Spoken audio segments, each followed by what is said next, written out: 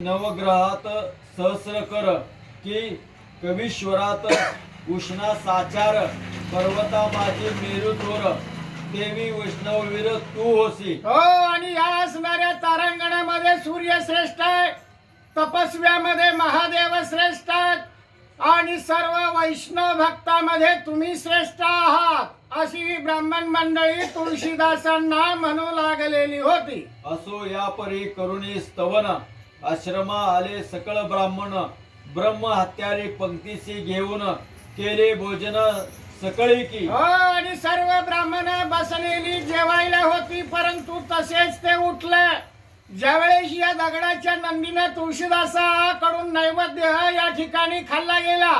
ब्राह्मणाला या ठिकाणी असणारी शंका नाहीशी झाले।